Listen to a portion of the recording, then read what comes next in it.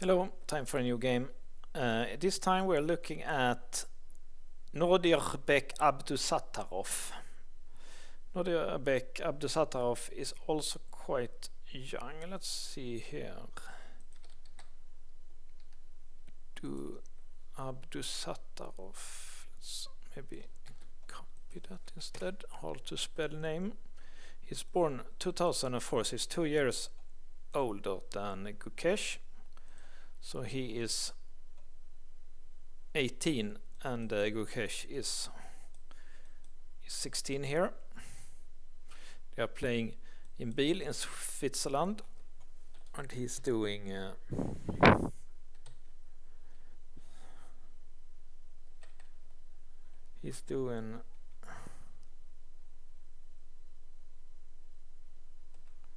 he's playing black here. He's playing this one again. And this time Gukesh is playing the Sveshnikov, which was the opening that Magnus Carlsen also played against Fabiano Caruana in their World Championship match. So they played exactly like this, and Fabiano played this, takes, and this one was also played by Magnus. It's the recommended move here, to go back like this and not to e7. a4 is fine. So this position was discussed a lot between Fabiano and Magnus, and actually Magnus I think he got like always better game here, so I think this was good. This opening was good for black, for Magnus in those games, and as we see here, as black win here also, it's also good for black here. f4 is a good move here. Computer likes it, so you can develop the pieces bishop f5 and 97. It's like a bit, f4 is a little bit non-standard, but it's the correct way to play here. Sometimes you can see this kind of a move, and this is something that I think maybe white would like, something like this. But black, of course, won't allow that. He will rather play like an open center, and instead of doing e4, he would take and put the knight here, bishop here, maybe something like that. But now black gets to play f4 instead of white, so he gets space here. Black is aiming to do development, but as we will see in this game, there are some potential for a kingside attack here for black, with maybe rook lift or something like that. And white's trump card is of course to play for the c5 break to create a passed pawn here, maybe playing a5, maybe knight here in here, or just move c4, c5. It doesn't really work now, but when he has developed his pieces better, then that could work. So let's see what happens. So we can see here, computer wants to trade this bishop. Now he does it. And black he has the better development here. Of course, this is quite the queen is quite strong. These pawns can be weak, but it's working tactically here because of this move. And the knight here, so he defends both his pawns like this. I think I forgot to add this button here, which I like to do, so I know a little bit what's coming, so it's a little bit easier for me to do commentary. So obviously knight f6 is correct, and here this is typical pawn sacrifice here that I think you should have seen here. Typical in many different openings.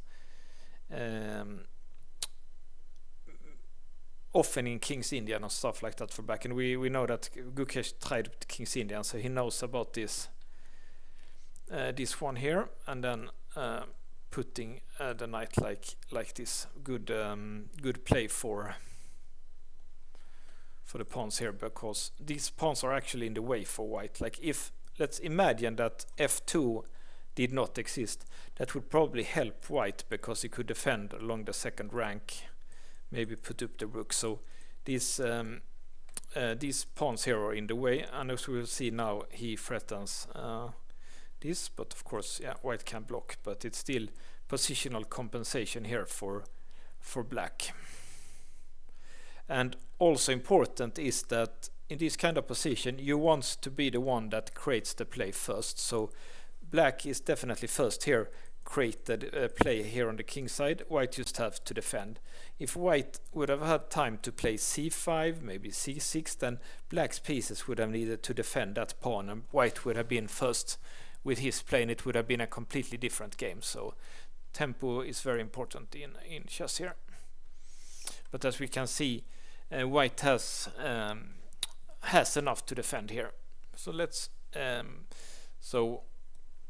like if he takes, looks good because of this, but of course when he takes back, then the queen is also attacked. So he can try to do something like this, which looks like it will end in a perpetual here. Let's look at that. Something like this classic perpetual along these lines here. But of course Gukesh doesn't want to take that, of course. He's a very fighting player, loving chess, so definitely should not take draw here.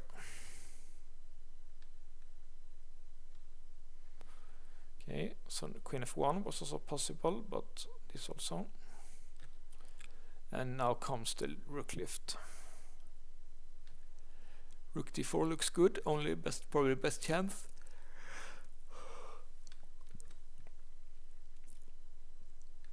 So there is starting to be some nasty stuff here. Don't really see it. Let's see if he does like this. Yeah, this.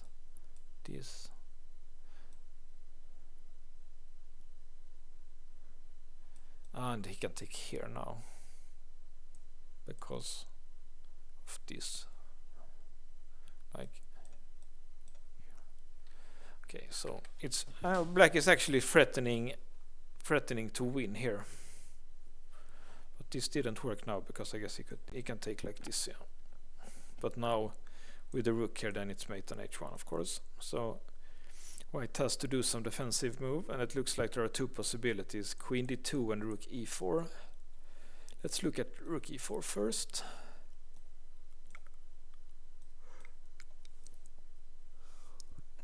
And here he can apparently sack the queen and then fork the queen like that, but that's apparently only. Let's look at that first. Well, black is winning a piece, but white has compensation with his pawns here apparently. Other possibilities for black is to play like this. Have to play like this. If he takes with this one, of course this one is winning, and then he gets the active knight here, and it looks like white is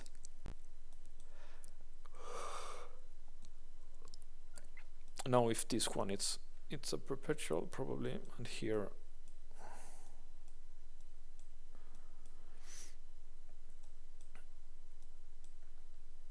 this doesn't work because trade and g6.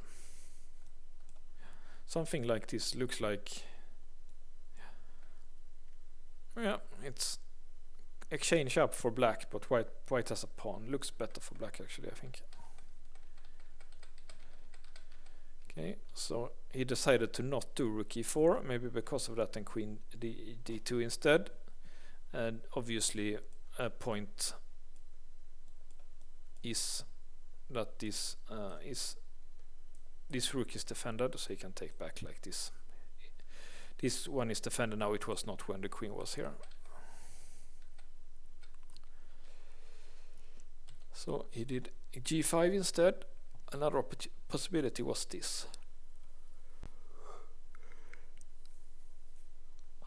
Okay, so if he does like this, then this one is again winning. Yeah, he can take here twice now and then take here, yeah.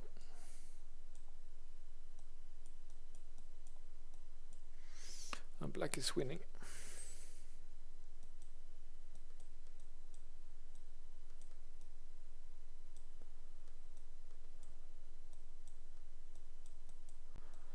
Checkmate. But instead, let's see here. There is, as you can see here, some possibilities to defend. Here there is lots of analysis here, so it's just hard to go over every line here. So I'm just gonna let you. Of course, if you want to analyze the game yourselves with the computer, there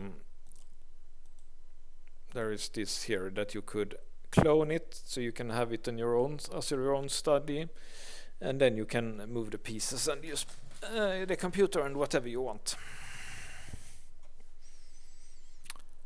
So let's see, he did g5 instead to support the bishop. It's a little bit late here, so I don't really have energy to think out the lines myself here. So I'm gonna trust the stockfish here. So white does this one. Black take.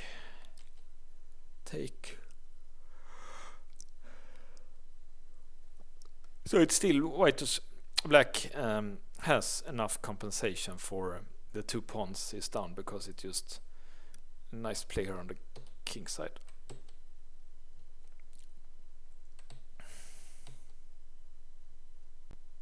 He won back one of the pawns.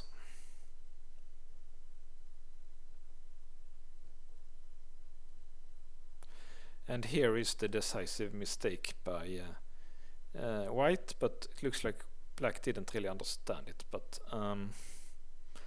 bishop d2 was only move, but he did this. And the problem was that he could take here, because take, check, check. Obviously not queen here, because rook h2. To go like here, then check. Can't go here because it's check here and checkmate, so has to go here.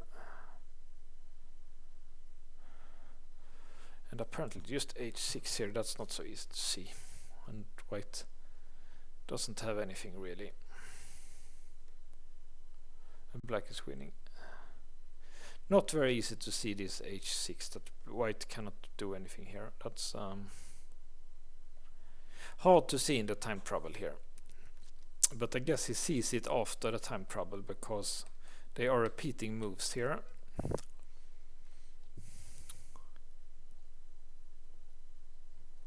And then he sees it.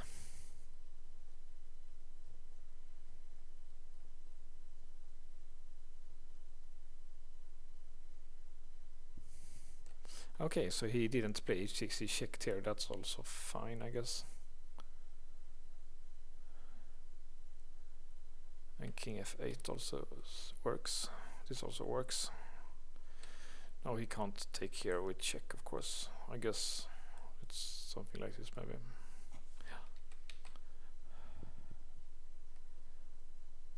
So it's lost here. So he did this one. Rook here. Yeah, this rook is just these two pieces are just way too bad, so it's winning for black here.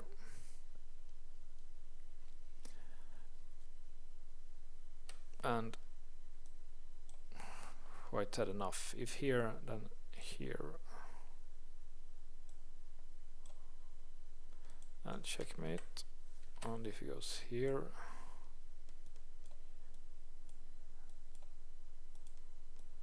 And checkmate. Nice game by Gukesh, and this was the this was a tournament in Biel in Switzerland. Okay, see you next.